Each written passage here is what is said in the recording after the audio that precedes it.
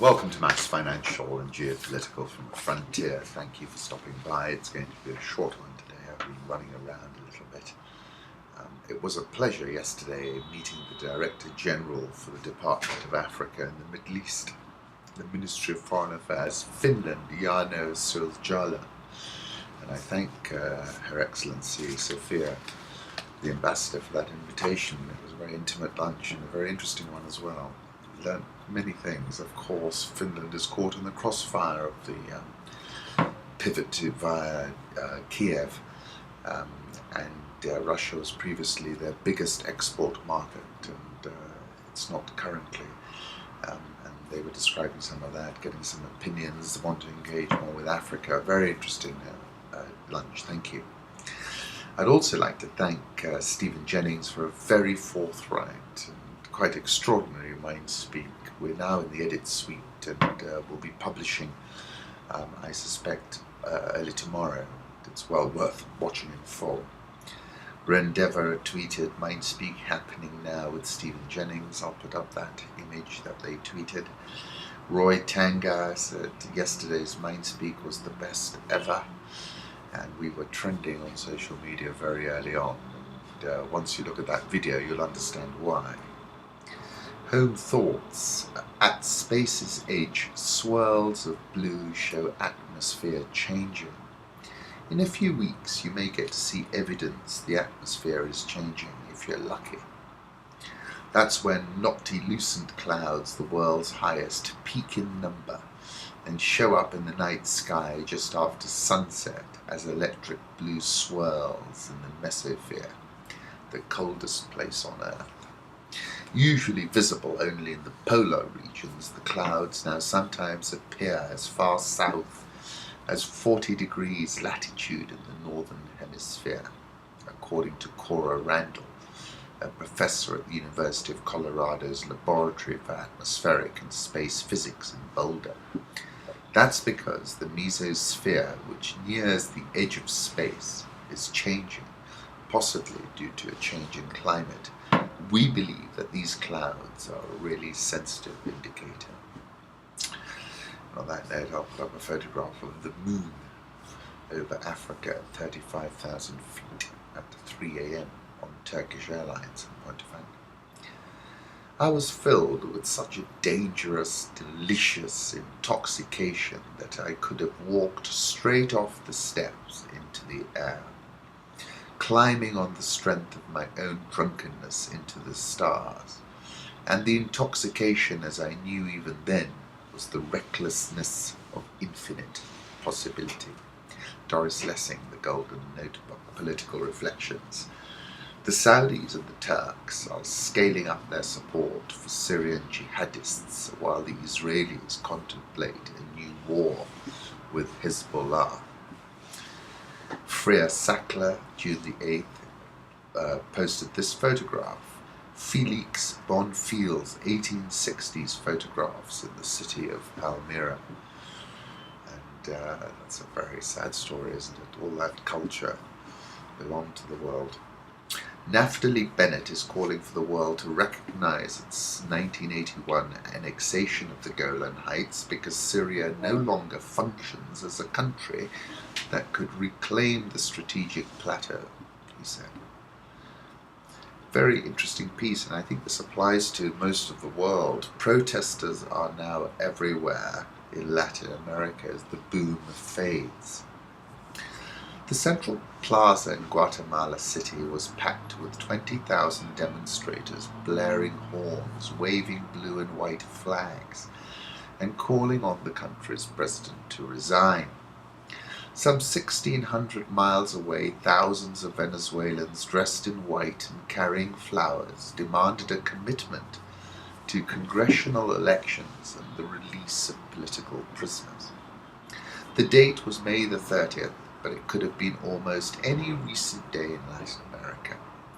Earlier that same week, Peru's government called out riot police and closed schools in the historic Andean city of Arequipa as anti-mining protesters took to the streets, fending off tear gas with homemade balaclavas.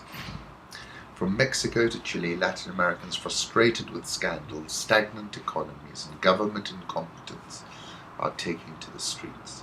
Often they are protesting the very populist leaders they rallied around over the past decade, when rising wealth from a commodities boom fueled a surge in government spending and helped to mask corruption.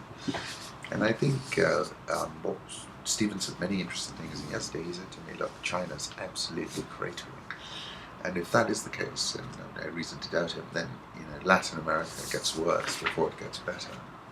The economic growth of the past decade or so, and in some cases the arrival of new parties in power, postponed a reckoning of deep citizen anger, said Chris Sabatini, an adjunct professor at Columbia University's School of International and Public Affairs. The growth of Latin America's middle class, an estimated 49 million, were pulled out of poverty from 2000 to 2010, has also raised citizens' expectations of their leaders. This is an important point as well, said Claudio Loza, former head of the Western Hemisphere Department of the International Monetary Fund. In Latin America, corruption has been a permanent issue, Loza said. In recent years, two things have occurred. The rule of law has turned into a more important issue, and at the same time, an emerging and rising middle class is less tolerant of illegal behavior.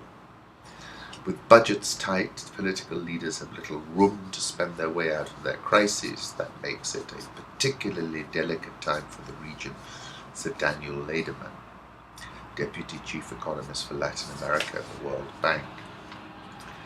The turmoil is showing up in financial markets. The Brazilian real's 15% decline this year against the dollar makes it the worst performer among 16 major currencies in the world. The return for Latin American bonds lags behind the Asia, Africa, Europe, and the Middle East, according to JP Morgan. And this was the point, but this applies everywhere. It's been written about Latin America, but I think you could safely say it could apply here as well.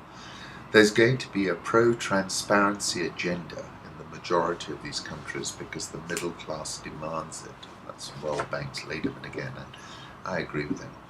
And going back to that headline, which is protesters are now everywhere in Latin America as the boom fades. A few weeks ago I said, as we look around the world today, we could see a battle for the street, from the streets of Bujumbura to the streets of Baltimore and the streets in Latin America. On the Bujumbura note, I'll put up a photograph that Kudu Paidrek tweeted, beautiful Burundi sunset this evening in Bujumbura. That was yesterday. And take you back to Virlio, the revolutionary contingent attains its ideal form, not in the place of production, but in the street, where for a moment it stops being a cog in the technical machine, and itself becomes a motor, machine of attack. In other words, a producer of speed. And Virlio is a fantastic writer. I ordered all his books from the local bookshop, and in one of them he talks about how history progresses at the speed of its weapons systems. Moving on to the international markets, and boy, each time I write down what levels are pertaining at the time, everything changes within a couple of minutes. Let's first of all start with the fact that the Bund yield topped 1% for the first time since September. And this is the key correlation. Where Bund yields go, so does the euro. If the yields back up, the euro improves, and the other way around. Hit 1% for the first time since September. On Wednesday, as long-term inflation expectations rose.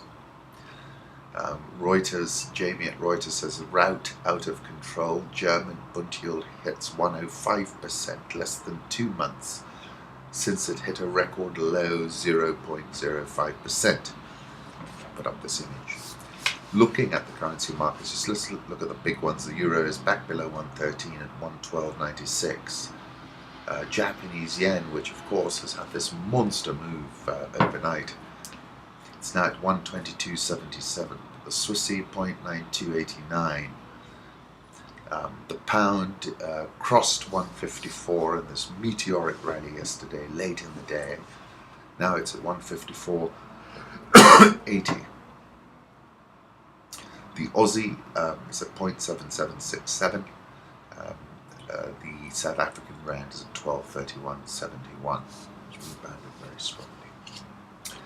Dollar yen, I'm going to put up a 5-day chart. Look what happened, and I'll come to the reasons. This was Crude saying that the currency was already weak on a trade-weighted basis, and essentially stopped everybody out. And if you look at this 5-day chart, you can see what happened. Dollar index on the back foot. I'll put up a 3-month chart. I don't know what it was, whether it was President Obama's comment, which was probably, and then subsequently retracted, but many people probably felt that's what was going on. We saw this big yen move. We've seen a big move in the Canadian dollar. And then finally euro dollar was still in this sort of no man's land around 113. Gold, 1188.24, big short covering bounce last 24 hours. And crude oil had a monster rally back around that algo I showed you. Well, they've lifted it back right to the top of the range. Let's see what happens here. But really it feels as if financial investors are currently manipulating the oil price. I think it would be a lot lower given the current circumstances. Emerging market stocks on longest losing streak in quarter of a century, said Jamie at Reuters. And, I'll put up the image he tweeted. Sub-Saharan Africa, a Cairo to Cape Town free trade deal is coming to Africa. Senior officials in Africa are poised to sign a milestone trade deal to create a common market that will span 26 countries across the eastern half of the continent, from Egypt in the north to South Africa in the south via Kenya. Heads of state will sign the tripartite free trade area TFTA pact on Wednesday in the Egyptian seaside resort of Sharm el-Sheikh, bringing 5 years of negotiations to a close. Once the agreement has been signed, the deal will still need to be ratified by the parliaments of each of the signatory states, a mere formality according to Egypt's Industry and Trade Minister Munir Fakhri Abdul Noor, who described the final step as simpler compared to the effort that has gone into preparing the document. Jean-Joseph Virlio, an advisor to the Business Club of International Companies CEPI, said the deal is a big step for Africa.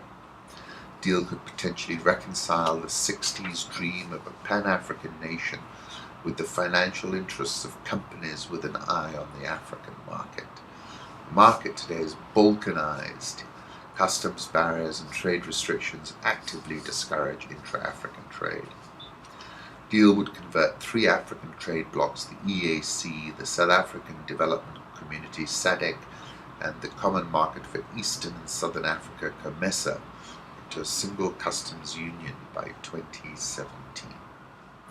The area covered by the agreement includes a population of 625 million and a GDP of $1 trillion, 51% of the continent's GDP. COMESA, EAC and SADC will alternate leadership of the new market. The TFTA brings together a disparate group of nations at different stages of development.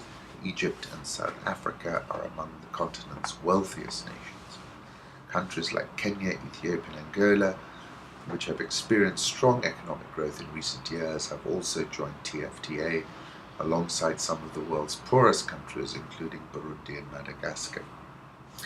This was interesting. Nigeria, which boasts the highest population and GDP in Africa, is left out of the deal. Sudan has picked a new foreign minister after a vow to boost US ties. Sudan President al-Bashir chose a new foreign minister after vowing to improve relations with Europe and the US, which has sanctioned the country for more than 15 years over allegations it sponsors terrorism. Ibrahim Gandour, a former presidential assistant who also worked as a consultant with the World Health Organization, was sworn in on June the 7th. 62-year-old's experience in public health and academia, as opposed to the military, security or religious background, could position him as a pragmatist in future talks with the US, according to analysts including Hassan al-Suri. political science professor in Khartoum. Gandu has passed as an academic professor, not a high-ranking security officer, which is better to deal with the Western communities, al-Suri said by phone on Monday. Even with Saudi Arabia, Gandu is more acceptable because his mentality doesn't imply the political Islam once favoured by al-Bashir's government that may disturb relations. So Bashir is trying to reach out. Let's see if there's anyone listening. Djibouti, the leaders of Djibouti and Ethiopia will oversee the completion of a railway linking their two capitals on Thursday, with the ambition that the link might eventually extend across the continent to West Africa. Ismail Omar Guelleh and Ethiopia's Prime Minister Desalegn will attend the ceremonial laying of the last track in the 752-kilometre railway financed and built by China, linking the port capital of Djibouti with landlocked Ethiopia's capital, Addis Ababa. So that's going to be a positive step. South African all shares up 2.632% this year. It's dropped a lot since it closed at a record. Egyptian pound, as we know, unchanged for now. Egyptian stock market down 2.98% year to date. Nigeria's stock exchange down 3.3615% year to date. Ghana's stock exchange, a bright spot, actually up 5.52%, and that's an 11-month high. Central Bank of Kenya's Monetary Policy Committee decided to raise the benchmark lending rate from 8.5% to 10% yesterday, the first increase since 2011. We knew that they were going to raise rates. I mean, that was on the cards. Statement by MPC Vice Chairman Haron Sirima said the rapid depreciation of the shilling's exchange rate had been curtailed by the tightening bias stance adopted by the policy body and implemented by CBK through its monetary operations. The MPC therefore decided to augment its tightening stance by raising the CBR by 150 basis points. The shilling firmed to 97.15. Brazil said the rate rise helps to restore the anti-inflation credibility of the central bank and should help the shilling in the near term. Great move by the CBK, delivering even more than the market was looking for. The persistent volatility in the global foreign exchange markets, coupled with the projected recovery in international oil prices, have implications on inflationary expectations, the MPC said. I said the central bank wanted to do some shock therapy. They were seeking to send a very undiluted message to the market, and I think that's what they achieved. Nairobi all share minus 0.325% so far this year. NSE 20 down 7.179% so far this year, and at a fresh 2015 low.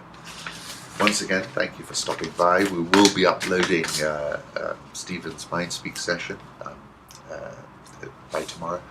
And of course, we have another Mindspeak this weekend with Ambassador Bob Godek, the US Ambassador to Kenya, and we're looking forward to hosting him as well. Once again, thank you for stopping by. That will be at the Intercontinental, by the way, on Saturday. You're most welcome to attend.